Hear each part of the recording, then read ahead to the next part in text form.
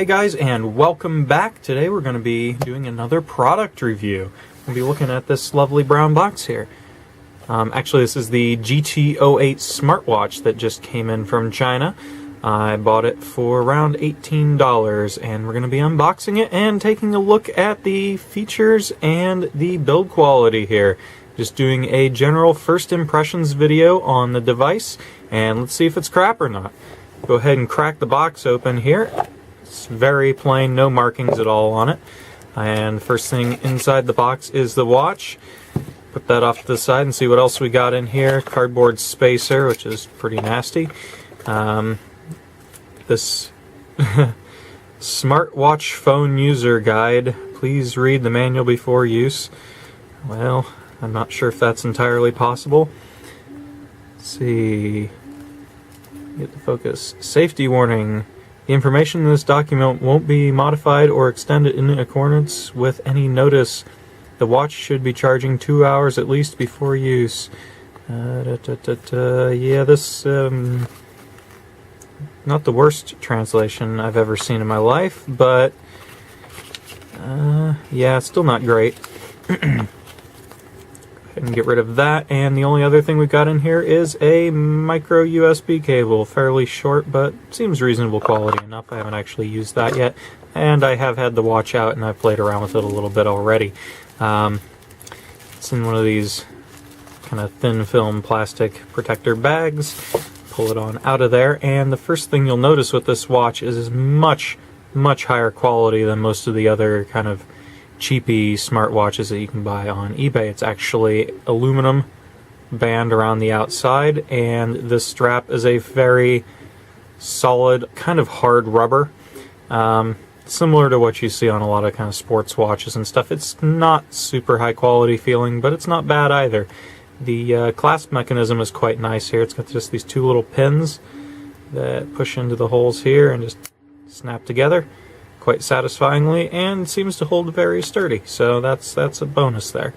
As you probably noticed already, this watch is designed to look quite a lot like the Apple Watch. However, it's not an exact clone, it's just kind of a mimic. The little jog wheel dial here, which is actually just a button on this, is placed right in the middle where it's up off to the corner on the actual Apple Watch. This isn't, I don't believe that's even on the Apple Watch. It's got a speaker grill down here, which so it does have an internal speaker, and the back actually comes off of this. I'll show you how that works. And strangely enough, this watch is not only a smartwatch, but it's actually a phone, so you can make calls on the device as well, which is quite strange why you would actually want to do that. But yeah, you can put a SIM card in it, a micro SD card. Pull the battery out here, which I believe it was on when I did that, so that's probably not the greatest thing for it. But let's see, yeah, we've got our 4 gig micro SD card that I put in there, and we have our SIM card tray, which just pops open like that. So yeah, you can stick a SIM card in there and use it to make calls. And well, as far as I can tell, the speaker sounds pretty good, and I was able to make a Bluetooth call through it, so I would imagine the call quality would be probably okay as long as it doesn't drop the calls. Let's see if I can fit this back in here. Yeah, it's kind of weird. It actually has a removable battery. Woo! Slightly springy strap there. Wanting to run away from me. Let's see if I can't get that back in where it's supposed to be. Oh, this is hard to do on camera. I can't see what I'm doing. No!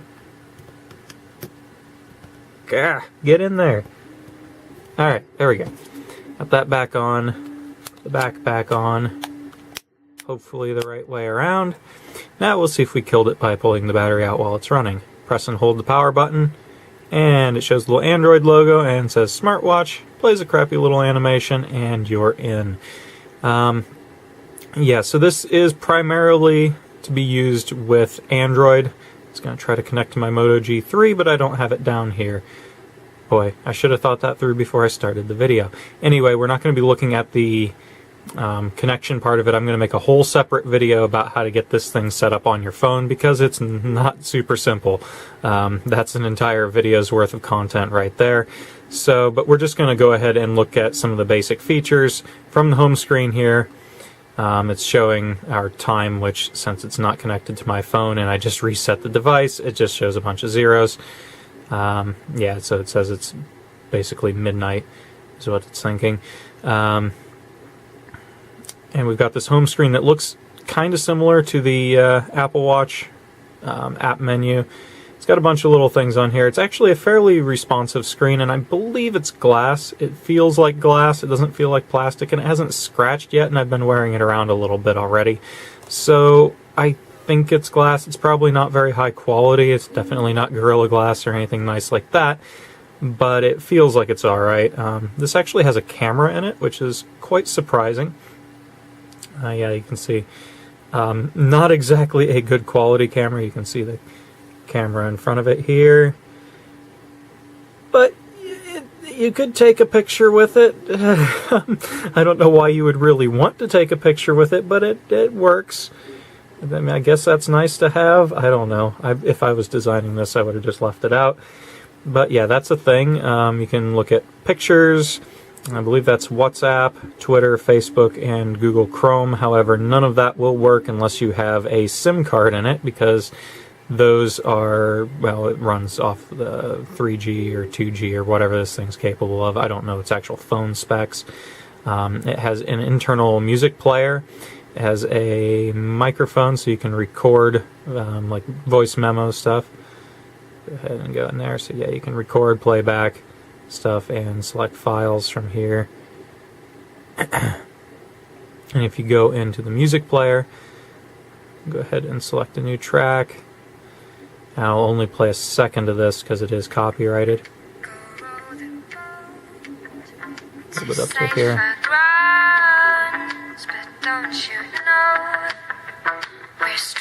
Yeah, so that's actually not terrible sounding. Really surprising for how small the device actually is. And what I thought would be kind of cool is if you could take this band off without destroying it. It'd be like the world's tiniest phone ever. I mean, it's just this absolutely tiny little thing, and it is a full phone, and you could argue that it's actually a smartphone because it does have a web browser and it has quite a lot of features that a basic phone doesn't have, and it has camera and things. It's not good, but hey, it does have a lot of features. It's got a pedometer, or actually, I don't know, I think that's a pedometer, I don't know, it looks like it should be. Let's get back into that. Yeah, it says step, how long you've been running and how many steps you've taken. So that's pedometer. Haven't actually tested that yet, so I don't know if it works or not. We have alarms, sleeping tracker thing, kind of useless. We have a file browser. I keep bumping the camera. Come on. Wow, that icon's really hard to hit. There we go. And you can go in here and select stuff from the memory card. I don't have much of anything on there. We can use a Bluetooth capture option, which allows this to act as like a remote shutter button for your phone, which is kind of handy. Go across here, we have calendar, phone finder, so if it's out of range, it'll notify you. We have our QR code down here. The screen doesn't exactly show up the best on the camera. This allows you to go to the app that's designed for this. However, I had some trouble with that app and ended up using a different one. We'll go into that on the next video. Yeah, that's going to be quite a lengthy process explaining what I did to get this thing working somewhat decently. Because apparently, reading a lot of other reviews on here, a lot of other people haven't actually even managed it yet, get this thing functioning with their phone. But I figured out how to get most of the features to work. There's a few things that you have to kind of disable, or that I prefer to be disabled, but it doesn't really affect it overall. You can still get notifications on it, which is all that really matters for me. But yeah, that's just a little overview here. You can get a general idea of what the watch looks like. It's quite heavy. I'll put it on my wrist here so you can see what it looks like. I'm not going to try to clip it together, but yeah. So it's quite a chunky watch. It's pretty decent quality. It feels like a much more expensive device than what it is. The band's fairly easy to get on and off. It doesn't feel like it's going to go around and break anytime soon, so that's quite good. Overall, I'm very pleased with the build quality of it. and I'm pretty pleased with the aesthetics. The software is a little buggy, just like it was with the U8 smartwatch that I looked at before. This has a lot of the same issues, and it seems like most of these Chinese smartwatches have those problems. But there's a lot of workarounds that you can do to get them to be acceptable. And this one has basically solved many of the complaints that I had about the U8 watch, which was down to just really the build quality of it and the poor quality screen and just kind of overall aesthetic of it. It looked like a piece of junk. Really, it did. It didn't look good.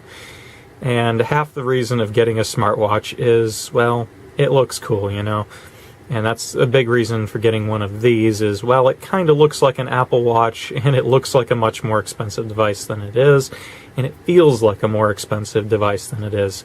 For $18, this is a pretty nice little thing. It's really quite a nicely made little device.